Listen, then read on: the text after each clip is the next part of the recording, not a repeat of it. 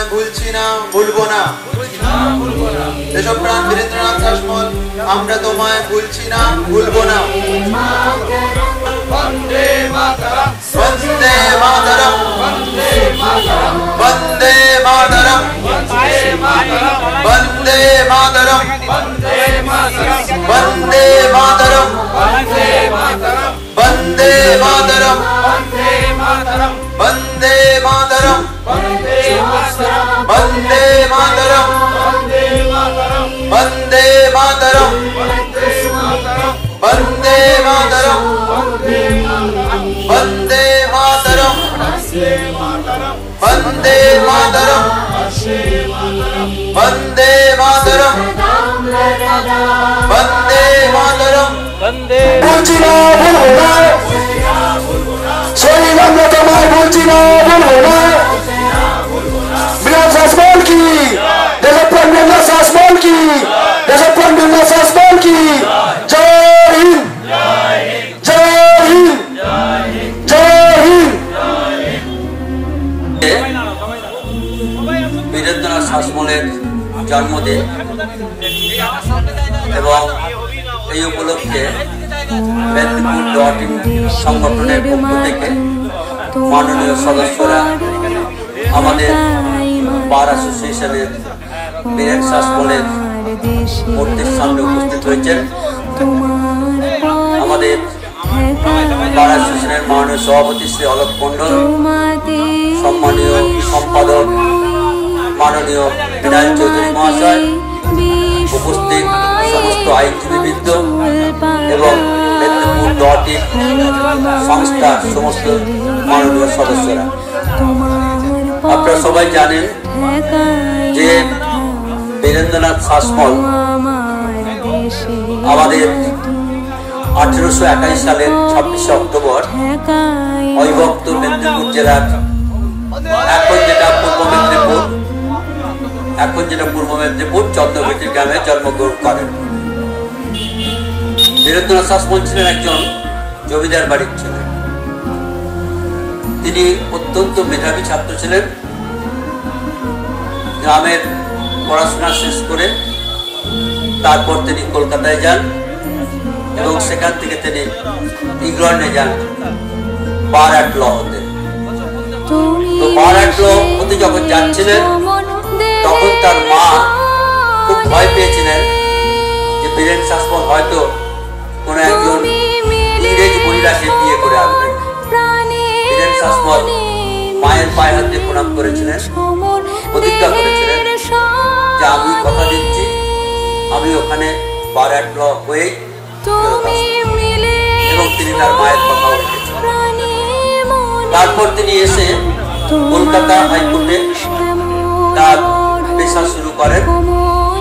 তখন হচ্ছে গোটা ভারতবর্ষ উত্তাল, ভারতবর্ষের নিপীড়িত মানুষরা তখন আন্দোলনের জন্য যখন ঝাঁপিয়ে পড়েছেন, ঠিক সেই সময় বীরেন শাসমল এসে অবিভক্ত মেদিনীপুর জেলায় এমন কতগুলি আন্দোলনে সামিল হলেন যা দেখে মানুষ চমকে গেল।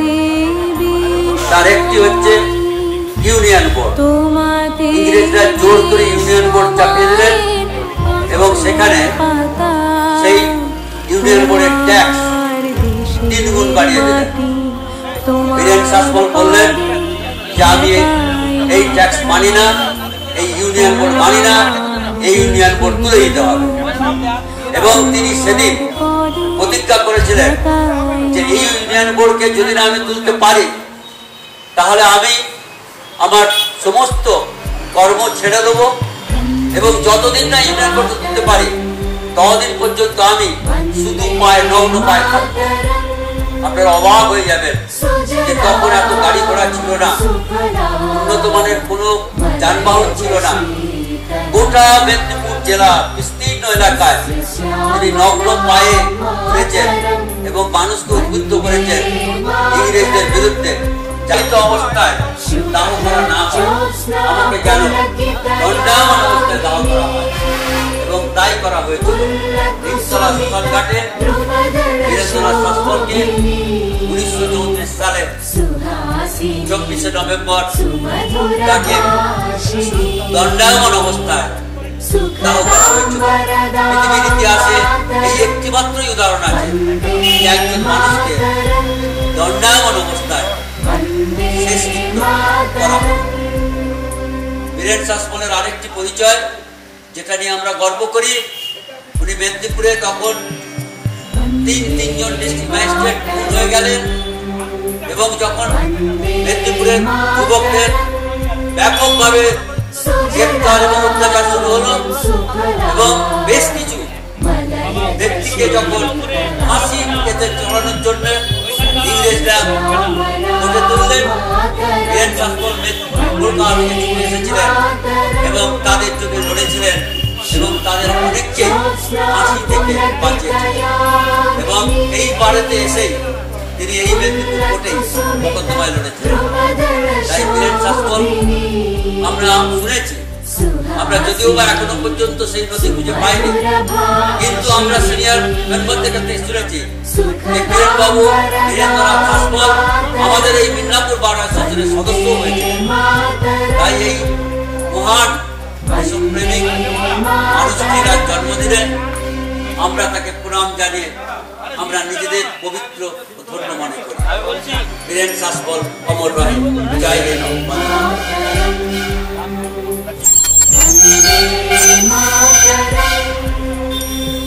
सुजना सुफला मलयज शीतला सस्य श्यामला मातरं वन्दे मातरं शुभज्योत्स्ना पुलकितयामिनी पुल्लकुसुमिता द्रुमदलशोभिनी सुहासिनी सुमधुरभाषिणी सुखदां वरदां